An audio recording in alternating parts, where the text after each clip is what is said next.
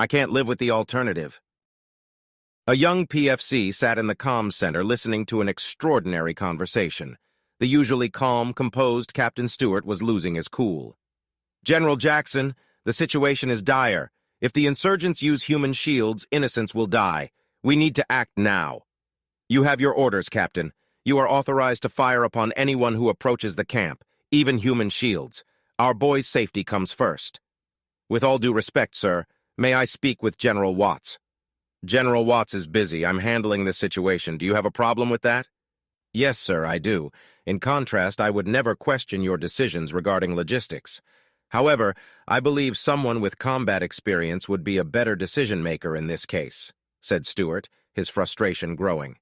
Captain, are you questioning my ability to make a competent decision? Came the cold voice of Jackson. Stewart takes a deep breath. In this case, yes, sir. I do not believe you are qualified to make this decision. Holding back his rage, Jackson said, Listen up, mister. I don't care if you have to gun down pregnant women and cripples. You can't let our men die. That directive comes straight from the top. You will obey my orders or I'll have you drummed out of the service. Do you understand me? Stewart finally loses it and yells into the microphone. No, sir, I do not understand you. If you and the Wyeland High Command won't help these people, I will. I'll take my chances with a court-martial. Your order is unlawful. Fuck you! Stewart stands up, draws his sidearm, and discharges it several times into the radio, hearing the weapon discharge in the building. Gunny and several others rush to the comms room, weapons drawn.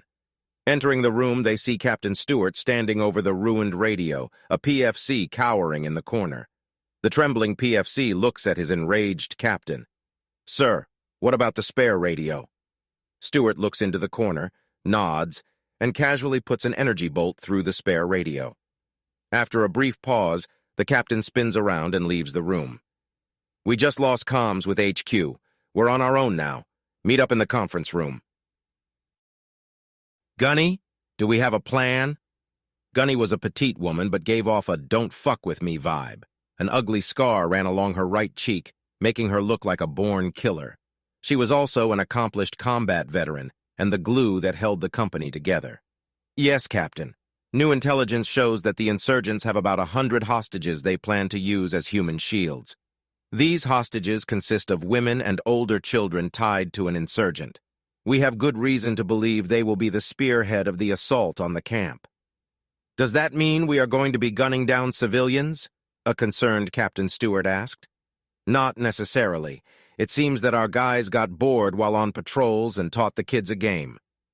A deeply disappointed Stewart asked, You mean instead of patrolling, our men were playing games with kids? Gunny, we need to talk about this after the meeting. No, sir. Our men were not derelict in their patrolling. The kids like to follow the patrols because our guys would give them candy from time to time. So they created a game for the kids they call Drop and Cover. The game's purpose is for the kids to drop to the ground when they hear the command drop. Those who comply with the order receive candy. The older kids took it one step further. When they heard the drop command, they would drag the younger children down with them to get more candy. You said drop and cover. Where does the cover come into play? You can thank the kids again for that. The younger kids would not stay down, so the older kids would lay across them, keeping them from standing again until an all clear. Amazing. Who thought of this? Said Stewart while scanning his men. A corporal stands at attention. Sir, I take responsibility, sir. You'll take responsibility? Was this your idea? No, sir. It was one of my men, and I allowed it, so I should be the one punished. Stewart smirks. Did I give the impression I was pissed? You have it all wrong, Corporal. I want to reward this individual, not punish him. What's his name? That would be Private Wachowski, sir. Stewart looked at Gunny. Private Wachowski joined us a week before we left. So he's overdue for promotion. Take care of it, Gunny. While you're at it, throw in a meritorious promotion also. He's a keeper. Continue with your plan, Gunny. Whether or not drop and cover works does not affect the plan. The people we face are mainly unorganized rabble with a mix of disciplined soldiers.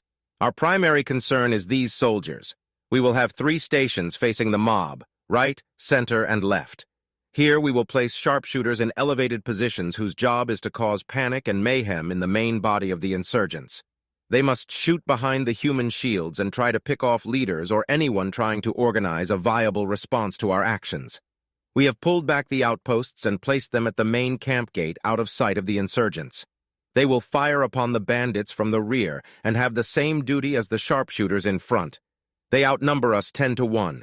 If the enemy flees, let them. Our job is to free the hostages and secure the town. We will utilize the bulk of the troops as shock troops.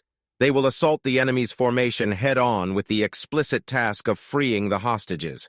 To accomplish this with minimum civilian casualties, we propose a bayonet charge.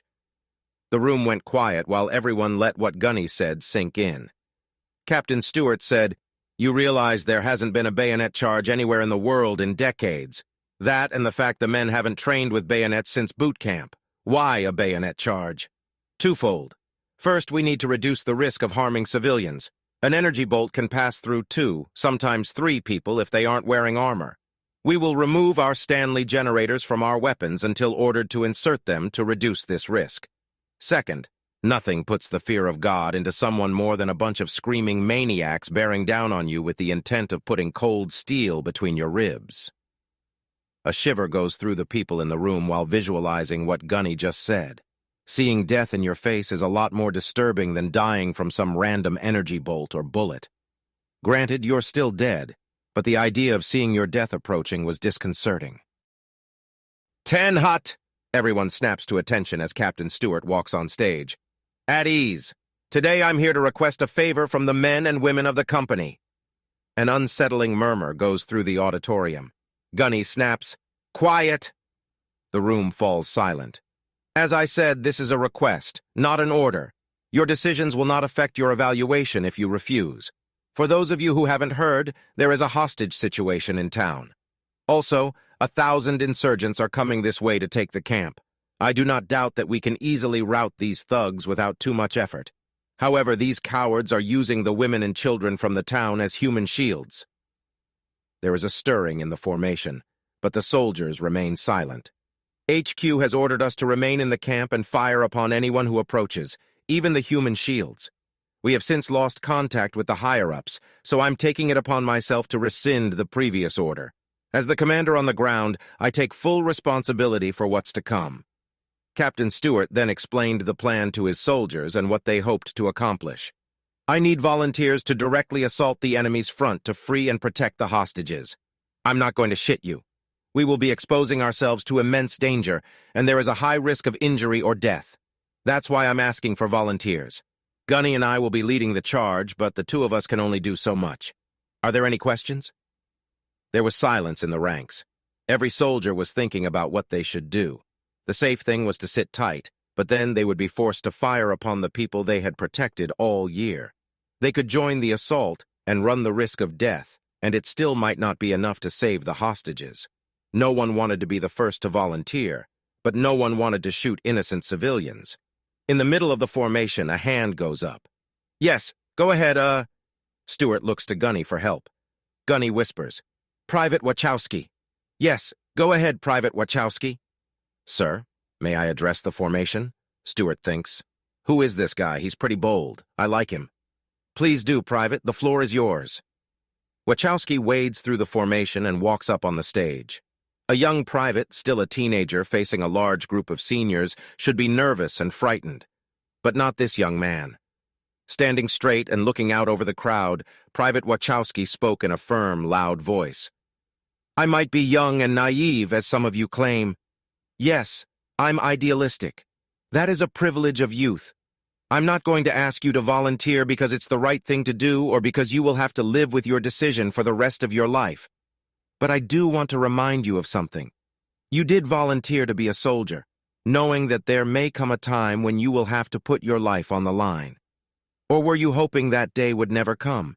Our hostages didn't volunteer to be hostages and go into harm's way. They just survived a brutal civil war. But now they are going to be cut down by their protectors. I, for one, could not live with myself if I did that. I might die today because of what I'm about to do, but I can't live with the alternative. Stewart leans over to Gunny and whispers, Damn, this guy is good. I want to see his OCS request on my desk ASAP. Gunny nods affirmatively. Gunny steps forward. We're looking for volunteers for a dangerous assignment. Any takers? The whole company volunteered, be it inspiration, bravado, peer pressure, guilt, or something else. The camp gate was flung wide open. All the buildings had their doors open, and everywhere you looked, strewn across the ground, trash and equipment laid. At specific points in the camp, soldiers waited patiently. A 200-meter-deep field of fire surrounded the camp. Sensors, tripwires, and landmines covered this area. The only safe approach to the base was the road leading to the gate. Down this road came a column of men laughing loudly, shooting guns in the air, and drinking heavily. Upon reaching the main gate, the crowd stops and pushes the human shields forward at gunpoint. 50 meters inside the entrance to the camp stood the main building where Stewart and his troops lay in wait. The insurgent mob cautiously moved forward towards the main building. Anxiety and excitement ran through the crowd. The already loosely organized horde was losing what little cohesion it had. Packs of men were eyeing the outbuildings, abandoned vehicles, and the company mess in anticipation of the fortunes to be found. Gunny whispers, I want these guys to have nightmares about what is going to happen. 20 credits to anyone who makes a bad guy shit his pants. 10 credits if he pisses himself. Pass it on. By the time the message reached the back of the troops, the reward had ballooned to 100 credits. When the human shield was within 10 meters of the main building, the insurgents heard a series of small explosions, and the ground trembled. A cloud of smoke and dust rolled towards the insurgent pack. Before the dust settled and the smoke cleared, everyone throughout the camp heard a horrifying screech, and out charged 100 screaming, cursing red-eyed banshees led by a giant and a fairy. The explosions were the signal to commence operations. The camp's PA system gave the command to drop. The older children in the human shield pulled the person next to them down and threw their bodies over them through instinct and muscle memory. Energy bolts rained down on the middle and back of the mob, picking off individuals who could be potential troublemakers later. Chaos broke out in the crowd. It was every man for himself. Captain Stewart's main force collided with the human shield in 3 seconds. Anyone standing was fair game. The insurgents tied to the hostages panicked as soon as they heard the yell coming from the smoke and dust and tried to flee, forgetting their connection to the hostages. Stewart's men surged over the human shield and cut down the insurgents before them. Once past the human shield, the soldiers set up a protective perimeter, inserted their Stanley generators into their energy rifles, and commenced to lay down a withering fire into their enemy. Though outnumbering their adversaries 10-1, the insurgents, compared to the well-trained, disciplined soldiers of Stewart's command, dissolved into a clusterfuck. Insurgents dropped their weapons and surrendered immediately, while others curled up into a fetal position and cried. Still, others fired wildly, even shooting their own. Things were going well for Stewart's men. The enemy was fleeing, and they had accomplished their primary objective of freeing the hostages. Then, disaster struck. The only way out of the camp was through the gate. 1,000 terrified men trying to get through this bottleneck caused a logjam. Some cooler heads among the insurgents seeing this gathered some men and turned and fired towards the hostages. Unwilling to leave the hostages, Stewart's men stood their ground as the volley of bullets tore through their formation. Stewart's men returned fire, decimating their counterparts' attempt to organize. The last barrage broke the back of the insurgents. Insurgents surrendered in mass, throwing their weapons down, kneeling to the ground and putting their hands on their heads. The outposts blocked those who made it through the gate at the end of the road. Their only chance of escape was to risk going through the minefield. There were no takers. The whole affair was over in less than 20 minutes. Gunny approached Captain Stewart from afar. Watching her walk towards him, he noticed a pile of bodies behind her. "What happened over there?" Nodding his head towards the bodies. "They wanted to sneak attack us, so I took care of it," said Gunny nonchalantly. "I need a sitrep in 30 minutes. Gunny salutes and leaves. After 20 minutes, Gunny returned with a grim look on her face. Gunny hesitates. "Here is the casualty report." Stewart glances at the report. "Damn it, 5, shit, 1 is too many. They are heroes. Treat them as such." Gunny chokes. "Look closer, sir." Stewart starts reading the names of the dead out loud. "Nunes, Baker, Juarez, Simpson, Wachowski." Stewart cries in despair. "Oh, Mother of God, what did this boy do to deserve this?" Captain Stewart looks at a glassy-eyed Gunny. "You got attached to him, didn't you?" The tough-as-nails Gunny holding back her sobs. "He reminded me of you." While this was happening, several VTOLs flew over the camp, circled and landed in the distance. Captain Stewart alone went to greet the new arrivals. As soon as the aircraft touched the ground, men rushed forth and took defensive positions. From the back of one plane, a one-star strolled out. Captain Stewart approached General Jackson and saluted his superior. Saluting back, General Jackson said, "Well, I see you didn't go completely off the deep end. You're in big trouble, mister. Do you know what you've done?" "Yes, sir. I have a good idea." "You do, why don't you enlighten me?" "Yes, sir. After losing contact with HQ, I took it upon myself to deploy my men, rescue the hostages, and retake the town. I'm happy to report the mission was an overwhelming success with no civilian casualties while dispatching over 100 insurgents and capturing approximately 1,000. Jackson chokes. 1,000 prisoners? How do you plan to feed and shelter that many people? That's not my problem, sir. That's a logistics problem. You think you're funny? You didn't tell me about your casualties? Sadness overcomes Stewart. We lost 5 brave men and 12 wounded, none seriously. You realize your career is over, don't you? You'll be lucky if you don't spend the rest of your life in prison. Was it worth it? Yes, sir. A young man reminded me just recently. It's better than the alternative. Arrest Captain Stewart. I have a request, sir. What is it? May I say goodbye to my fallen men? General Jackson softened. Lead the way. Stewart and Jackson were the last to pay respects to the fallen soldiers. Jackson said a short prayer before each man. Stewart knelt beside each man, said a prayer, then whispered in each man's ear. Stewart lingers longer by the side of one man, and his whisper lasts 4 times as long as the others. Jackson, observing this, asked, "What did you say to them?" "I told them they are in a better place now and that I hope to see them again." Jackson raised an eyebrow. "You spent a lot of time with the last one. Was he special?" Stewart smiles. "Special. What if I told you that young man was an integral part of the success of this operation? Without him, civilians would have died and probably more of my men.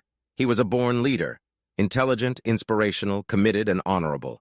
Could you say that about yourself when you were 19? Can you say that about yourself now?" An angry Jackson growls. "Take him away."